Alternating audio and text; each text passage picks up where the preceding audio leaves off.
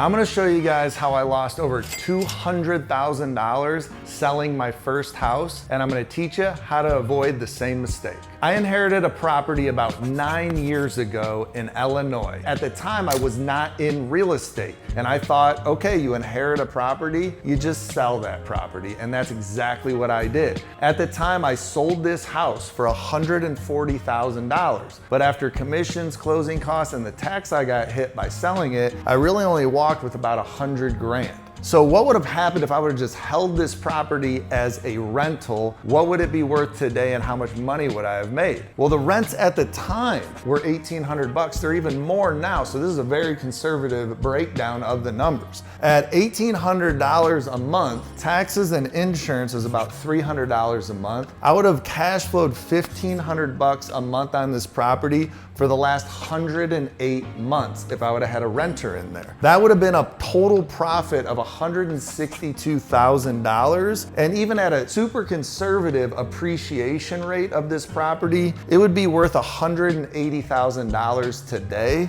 And that total would have been $342,000, which is a $242,000 difference in what I got out of it 9 years ago. Never sell your properties, keep them as rentals. But let's say you needed the money at the time. Let's say 9 years ago, I really needed that $100,000. I had a ton of debt I needed to pay off, or I had another project I wanted to invest in. Let me show you how those numbers would have worked.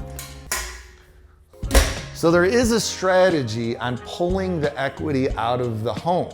A lot of people call it a BRRRR method. I have videos on that. But let's just stick to this transaction. I inherit a property that was owned free and clear, and now I own this property free and clear. But I wanna pull out $100,000 of it. Well, like I said, it was worth $140,000. I could have got a DSCR loan if I was gonna hold it as a rental, which is really just a fancy way of saying a cash out refi. So to pull the equity out of this house, if I wanted to pull out the $100,000 that I made on this property 9 years ago, I could have done that with a loan, at the time about 5% interest. And on my payments at the time, and still today, I'd have been paying $536 a month for the last 108 months. Also remember the tax and insurance payment of $300 a month. So that total would have been about $836 a month I had in hard cost to get my $100,000. But remember, because it's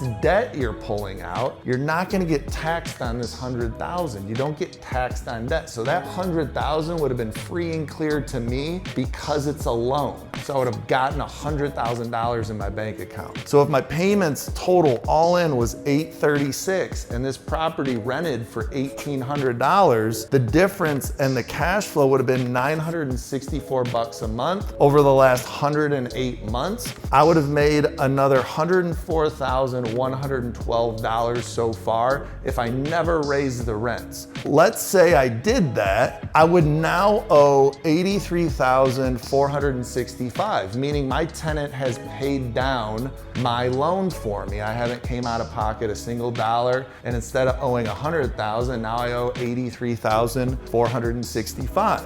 But remember, the appreciation of the property has gone up, even conservatively, to $180,000 today.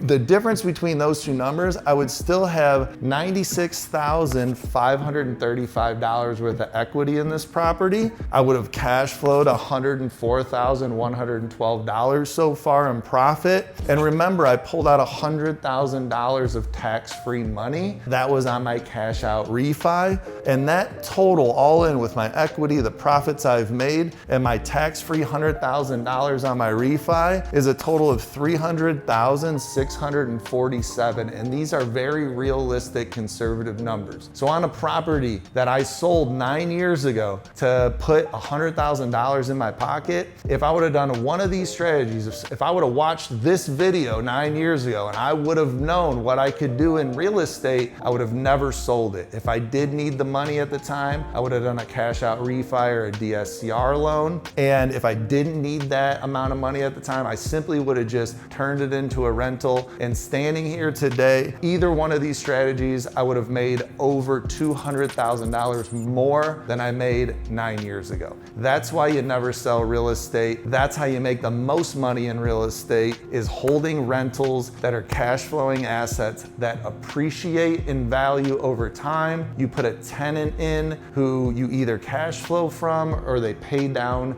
your debt and you cash flow on. And there's also a lot of tax benefits on the depreciation as well, but we won't get too far into those weeds. Never sell real estate. Pull the equity out if you have to, if it'll still cash flow with you paying the loan, or just hold rentals forever because it's always gonna make you money. This property, if I would have kept it the rest of my life, probably would have made me $700,000-800,000 when I only made 100 grand 9 years ago. Thanks for watching this video, guys. Hopefully I explained it right and it was easy to understand. If you guys like this type of content, please comment below. Let me know what you want to learn in real estate. Also, make sure you like and subscribe if you like my channel. I'm going to bring as much value as humanly possible. I'll see you guys at the top.